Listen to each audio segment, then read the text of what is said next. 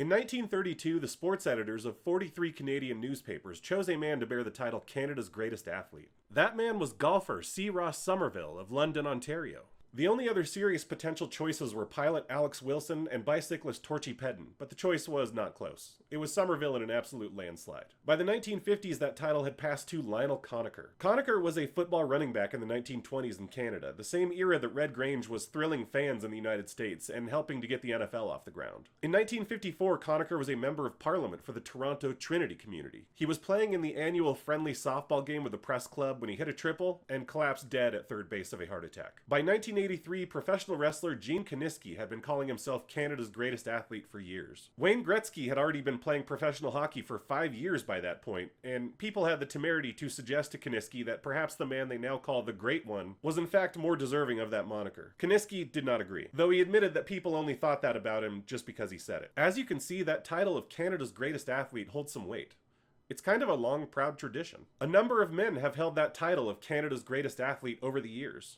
This is the story of one of them. This is the story of a man who, even in a sport filled with quirky, unique, colorful characters, stands out as a quirky, unique, colorful character. This is the story of a man who was almost an ironic polar opposite to the simple presentation of his in-ring persona. This is the story of a man who experienced great professional success, but is most famous for an era where he was kind of a lovable loser. This is the story of Iron Mike Sharpe. Welcome to the Jobber Chronicles.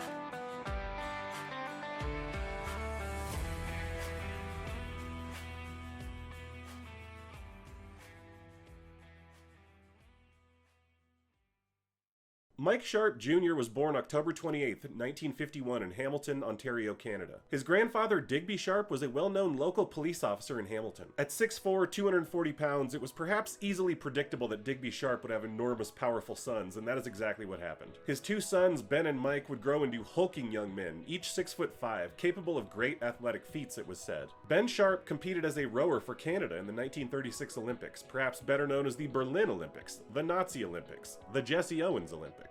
After the war, brothers Mike and Ben shot to stardom as a pro wrestling tag team, becoming a huge draw in Joe Mousewitz's San Francisco-based Big Time Wrestling, actually inspiring the existence of fan clubs in the Bay Area. They would make several trips to Japan to wrestle.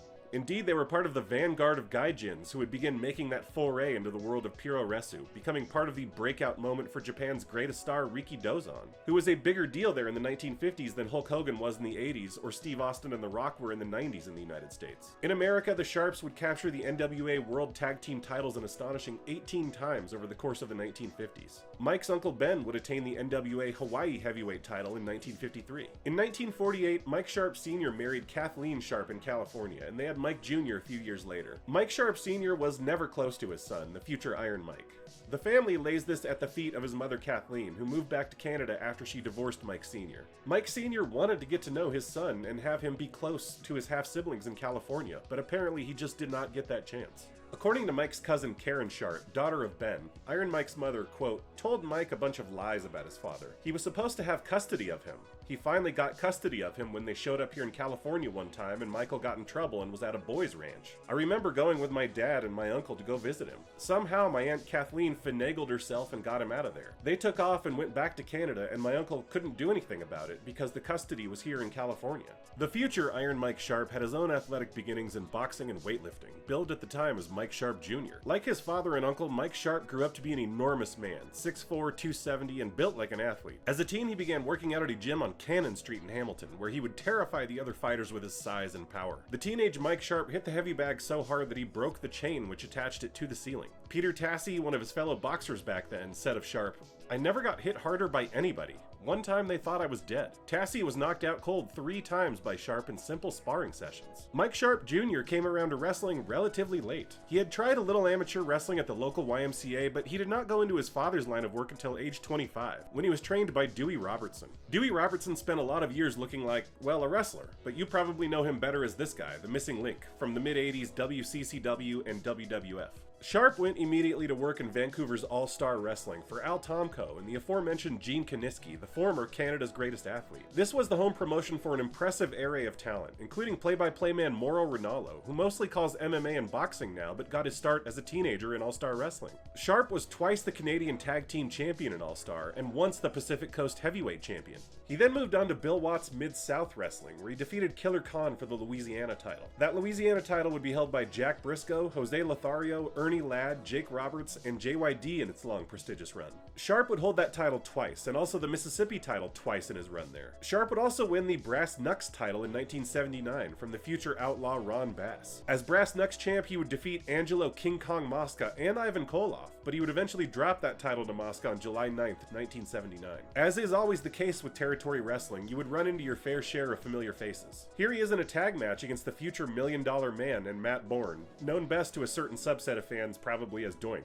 His partner is Jerry Stubbs, the guy who gave Kurt Hennig the Mr. Perfect gimmick. During the Mid-South years, Sharpe was writing partner to the future Dr. Death Steve Williams, who had high praise for Iron Mike. He said Mike taught him about financial responsibility and tax write-offs, and proper hygiene. And this being a video about Iron Mike Sharpe, I am sure some of you were already aware that hygiene was going to be a major theme. More on that later. Here he is, heavily advertised in the Shreveport Journal in 1980, next to a sweet Harlem Globetrotters ad, by the way, facing off with Ernie Ladd in a no DQ match. From Mid-South, it was on to Stu Hart's Stampede Wrestling in the earliest part of the 1980s, where he was billed for a time as Mike Hammer Sharpe. He teamed with Duke Myers in Stampede, capturing the Stampede International Tag Team Championship. Here he is wrestling the future Jim the Anvil Neidhart in Stampede in 1981. While in Stampede, he would notch victories over Neidhart, his old buddy Kiniski, and some guy named Bret Hart. Here is Myers' description of a ring riot in Edmonton. What he's describing here is a time-honored tradition among wrestlers, of course. That is, if a fan rushes the ring, it is open season on that fan, or those fans. But here is Myers. I was popping people all over the place. I played tug-of-war with a guy's neck.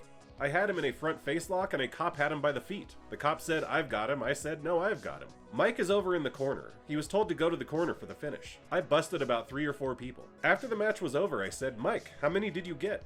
And he says, "How many did I get of what?"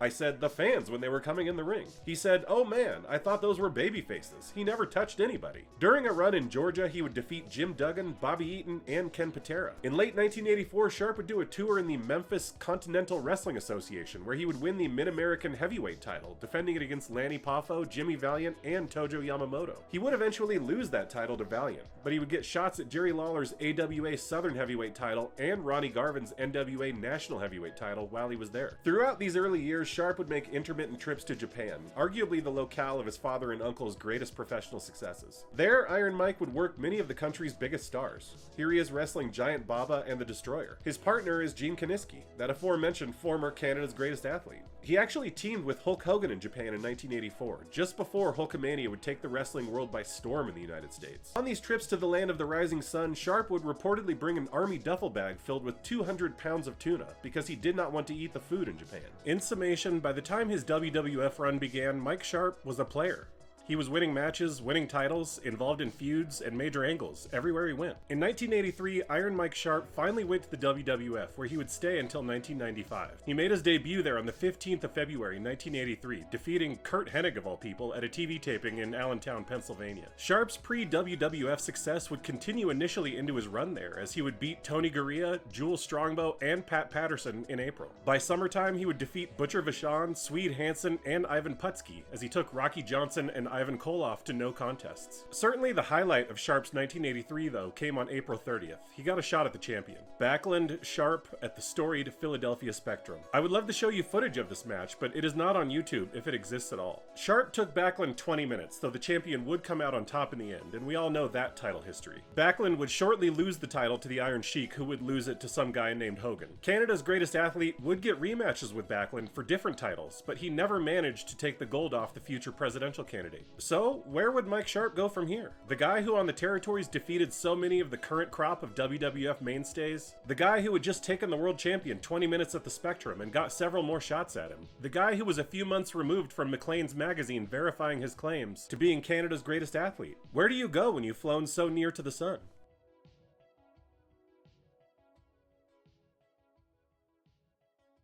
Well, just ask Icarus.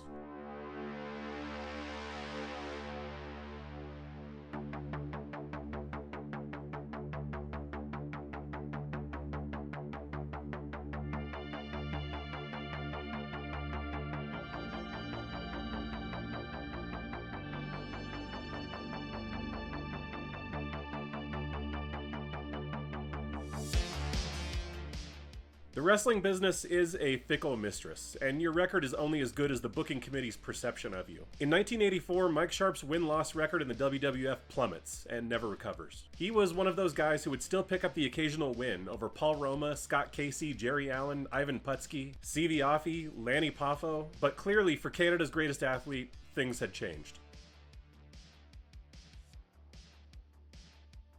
Everything had turned on its head. So many of the guys that Sharpe was getting wins over back in the territory days were now on top, and he was the guy who so often ended up staring up at the lights. Mike Sharpe, a second-generation guy, son and nephew of legends, who was absurdly strong, blessed with incredible size and athleticism, in peak physical condition, plummeted down the card in the Hulkamania era WWF. The most obvious reason for this is probably exactly the one you are thinking. What significant event happened in the company at this time? The transfer of ownership from Vince Sr. to Vince Jr. Vince Jr. brought an entirely different sensibility towards the wrestling business than his father, and one component of that was a focus on show business over strict athleticism. Vince McMahon Jr. correctly ascertained that big bombastic personalities and unique colorful gimmicks would draw more attention and viewership than simply elite athleticism. Personality was more important than athleticism and work rate. If you happen to have both, well great, but the simple reality is that a unique, colorful personality was far more important in terms of drawing money than your athletic ability. This is still true in modern combat sports, by the way.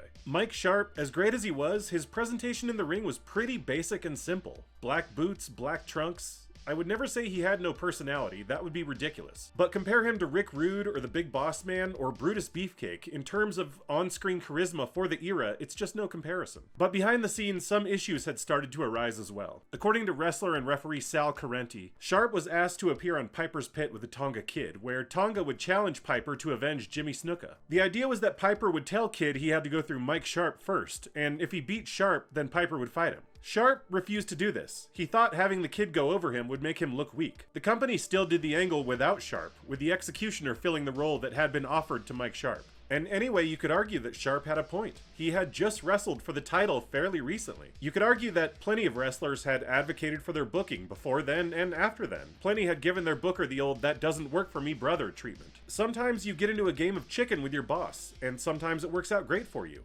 It did not work out great for Mike Sharpe. Said Hamilton-based wrestler Pat Blake, he should have made a fortune. Mike was a way better worker than his father. He had a hell of a body on him, Mike did. But Mike, he had a different attitude. When he went to work for Vince McMahon, he wouldn't do a job on TV. So Vince just used him. He said, "You want to work? You do what I say."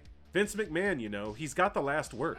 Sharpe had become a preliminary guy, but he would become one of the company's top preliminary guys. That strange Jobber to the Stars gray area sort of slot occupied by guys like the Brooklyn Brawler and SD Jones. He became a sort of gatekeeper, the guy to go through to get to a more high-profile feud. As always, you can look at this in two ways. Sharpe worked 10 years in the biggest wrestling company in the world, and he paid his bills that way. He could have left if he'd wanted, and he chose not to.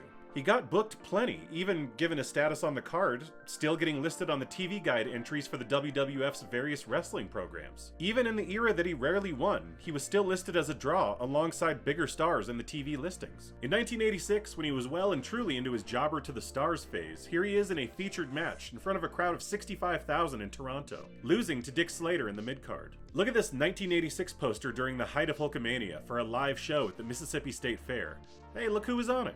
Look at this 1988 advertisement in the Sacramento Bee featuring Hacksaw Jim Duggan. Look who was on it. Here is one of the stranger events I found him advertised for. In 1993, he tagged with Nikolai Volkov against Andre Chenet and Calypso Jim at an event that also featured Leon Spinks versus the Great Wojo, and Yukon Erica and Candy Divine versus Las Vegas' own Laurel and Hardy. Now, dear viewer, Oliver Hardy died in 1957, and Stan Laurel died in 1965, so it's clear that these were impersonators. I cannot find a thing about them online.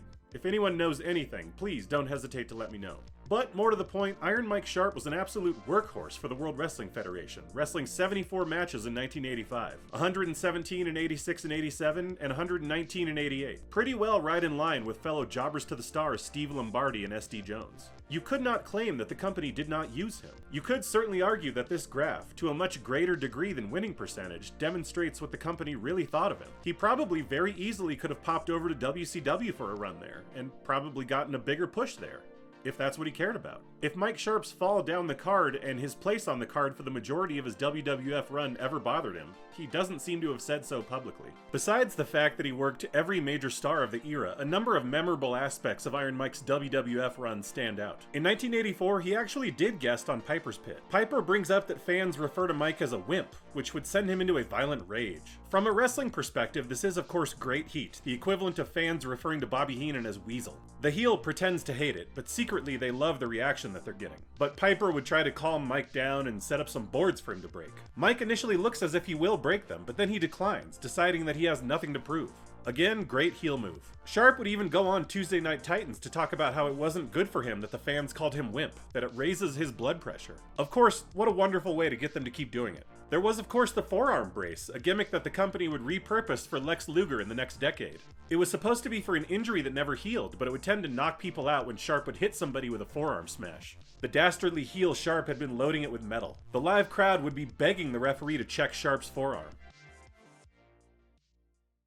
During his WWF career, Iron Mike got into a backstage shoot fight with Billy Jack Haynes that has become the stuff of legend. If you know anything about Billy Jack's later years, you know that he became a very strange individual with some very deep and serious personal issues, and things that he says must be taken with an enormous grain of salt. But it should be noted that this is accepted history corroborated by many eyewitnesses. In Detroit, Michigan, at either the Cobo Hall or the Joe Louis Arena, Billy Jack Haynes and Sharpe went on in the middle of a TV taping. Billy Jack remembers it being the 5th match on the card. Vince McMahon came and told them right before they went out that they only had 2 minutes. They had no time at all to discuss what they were going to do for the match. Billy Jack says that he suggested Sharpe take most of the match, and then make like he was going to go for the loaded forearm, and Billy Jack would essentially steal the match with the full Nelson. According to Billy Jack, Sharpe said that as the veteran, he wanted to call the match in the ring. They get out to the ring, they lock up, and Mike starts hammering Haynes on the back of the head. Now recall earlier that Sharpe was a very stiff worker. Lanny Poffo said that he asked Haynes right after it happened why they fought, and Billy Jack said that it was due to the stiffness. And Poffo pointed out then, and years later, that Sharpe worked that way with everybody. But Sharpe was beating on Billy and told him to go down, that Vince wanted him to go down. Evidently, Billy Jack had recently got into an argument with Vince and said some regretful words, so Haynes believes that Vince had set Sharpe on him. Billy Jack essentially put him in a shoot full Nelson and threw him down to the floor, but Sharpe just jumped right up and didn't sell it. According to the Honky Tonk Man, Billy Jack had a short fuse anyway, and it would not take much to make him want to fight. Once back in the dressing room, Billy Jack told the boys to make a squared circle around them, and Sharpe told Billy Jack that he'd been wanting to try him for a while.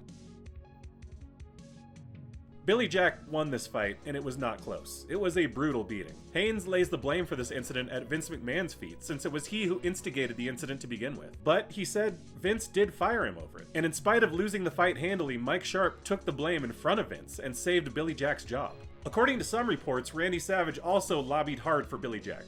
McMahon apparently asked Bobby Heenan about it later if he had tried to break it up.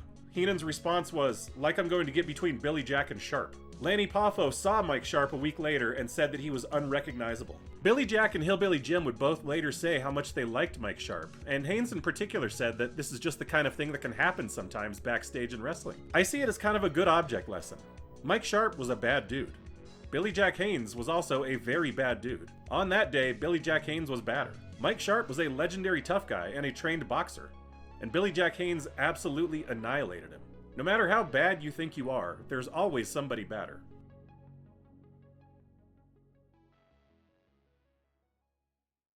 Everyone who talks about Mike talks about 3 things. The first is this. There was something else that Mike had in common with Lex Luger.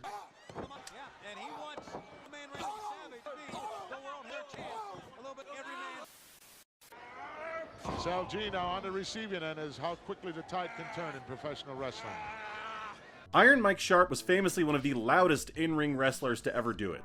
He grunted, yelled, and bellowed constantly. It was great. Mick Foley praised Sharpe's solid style, the forearm brace, and that booming voice. For as loud as he was in the ring, his laughter was even louder, and I was fortunate to hear it frequently, filling up the bus on overseas trips and echoing in locker rooms at independent shows across the US. The second thing that everyone brings up about Iron Mike is that he appears to have been addicted to exercise. While other guys were out drinking or smoking or going off somewhere to party, Dutch Mantell says that Mike would be in the locker room doing squats. 500 before his match every single day. Jim Cornette says that Mike would run the steps of the stadium for 3 hours before going out to have a 6-minute match. Sharpe described his own workout routine to Wrestling Review. "I do calisthenics, I lift weights. I also do my road work, skipping rope and like that. Lately I'm a lot more into endurance. A lot of guys go into a gym to see how much they can lift and how macho they look in the mirror. But no matter how much meat you can throw across a ring, if you tire out halfway through a match, you've had it. The third thing that everyone brings up about Mike Sharpe, and the story most associated with him,